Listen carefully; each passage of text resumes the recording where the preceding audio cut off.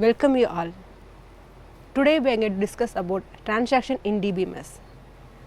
Before getting to the topic, let me introduce myself. I am Pradeepa, working as an assistant professor in Department of Computer Science and Engineering, Kamaraj College of Engineering Technology, Virudhunagar. Transaction is nothing but it is a set of sequence of operations which are performed in the databases. For example, inserting, update, delete, these are the operations which are performed in the databases. This is called transaction. Transaction should perform all the operations which are defined in the transaction, or it should not perform any operation. So this property is called atomicity of transaction. Operations of transaction. So read operation nothing but it is retrieving the data from the databases. So for example, in a student database, a student want to view their mark. So in this scenario, the data which is present in the database is retrieved from the table. So the mark is here data which is retrieved from the database. This is called for this purpose we are using the read operation. So a banking system, a user want to check their balance. So for that we are using this query, select balance from account, where account ID equal to 123. Here the account ID is 123, whose account ID is 123. This query is going to retrieve the data, that means the balance value of this account holder. So here we are retrieving the data from the databases. For this we are using read operation. Next, write operation. So write operation nothing but we are updating some value in the databases. For example, in a banking system, user withdrawing some amount from his account. In this updation should be replicated in the databases, right? So for this we are using this query, update account set balance equal to balance minus 100, where account ID equal to 2458 here. Next, commit keyword.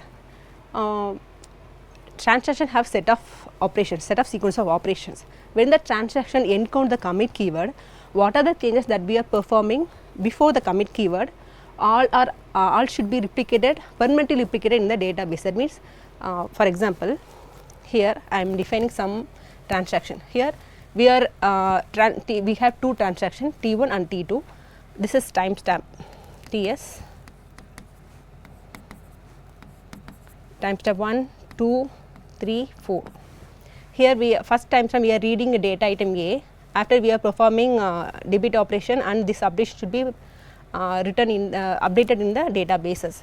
So here before these are the operations which are defined in the transaction 1. Here I am putting commit keyword. Before the commit keyword, what are the operations that are performing in the transaction should not be replicated in the hard disk permanently. After the commit keyword encountered, this set of operations is replicated in the hard disk. Before this commit keyword, what are the operations that we are performing? This is saved in the buffer only. So rollback is nothing but, for example, rollback is undo all the operations that we are performing in the transaction. For this purpose we are using rollback. Here for example, in T2 transaction we are reading rate item B, reading a data item B value, and we are debit some value, and we are writing in this timestamp. The system may get failed due to some reason. It may be either system failure or internet failure. For example, if you are accessing a database which is present in the remote location, there may be cases of internet failure, right? So due to this reason, this process, the transaction, some set of process may be get failure. So in this time, what are the operations that we are performing in this transaction should be rolled back to its previous state. So this is the purpose of rollback. When the system encountered any failures, the entire transaction should be reverted into its previous state.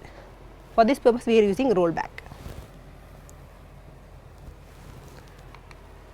Next, key property of transaction. So atomicity, consistency, isolation and durability. So atomicity is nothing but, as I said before, the transaction should perform all the operation or it shouldn't perform any operations. What does it mean? As I said before, we are performing some set of operations in transaction. If we are encountered some failure, the transaction should roll back to its previous state. This property is called atomicity. It should perform all the operations or it doesn't do any operations. That is called atomicity. For example, in this example, we are transferring money from account A to B. In this type, account amount is debited from the account A, but it doesn't credited from credit to account B. So in this example, we have two operations, debit from A and credit to B.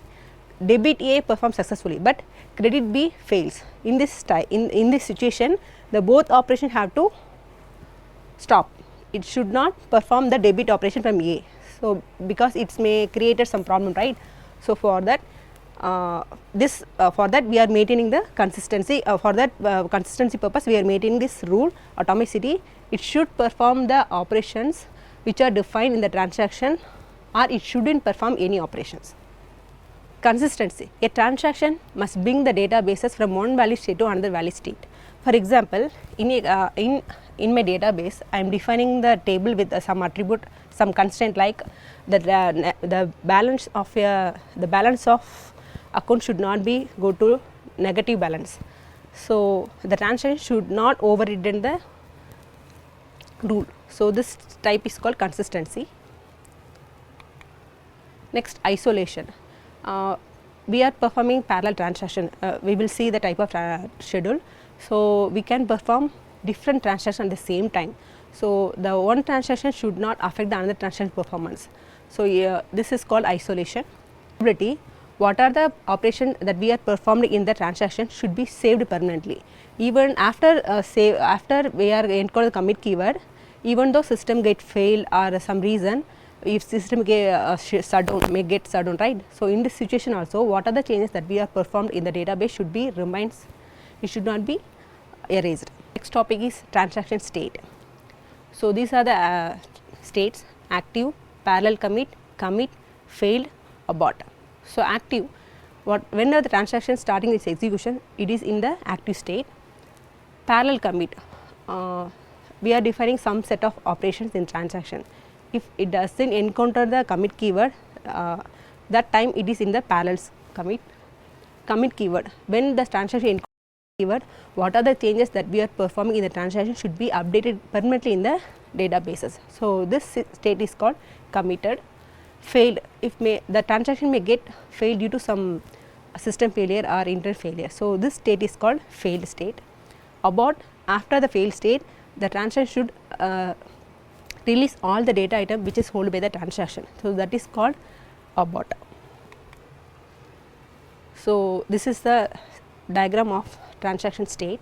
So when the transaction start executing, it is in the active state.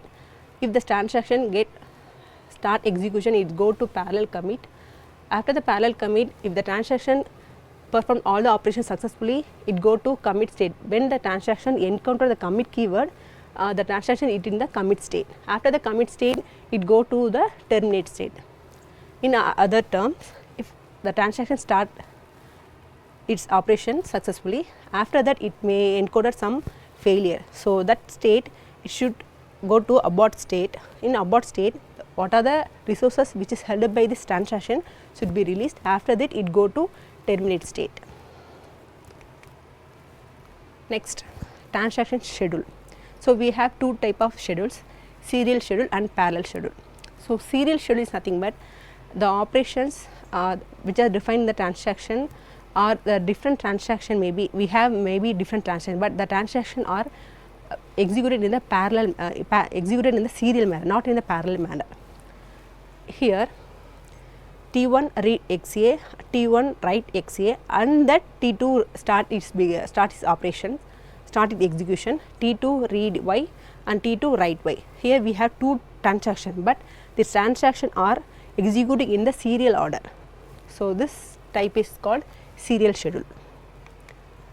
Next, parallel schedule.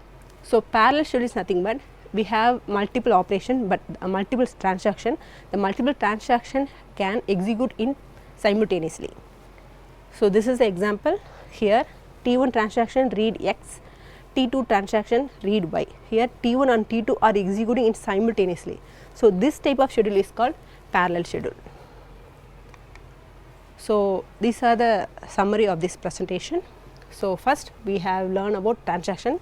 Transaction is nothing but it is set of sequence of operations which are performing in the databases. It should be in a single unit. And operations of transaction, we have read, write, commit and rollback operations. Key property of transaction is atomicity, consistency, isolation, durability. Transaction states are active, parallel commit, commit, fail or abort and terminate. Next, transaction schedule. So, we have two type of transaction, parallel transaction, serial transaction. Serial transaction execute all the transaction in serial manner. Parallel transaction execute multiple transaction at a time. It can execute 2 or more transactions simultaneously. So, thank you.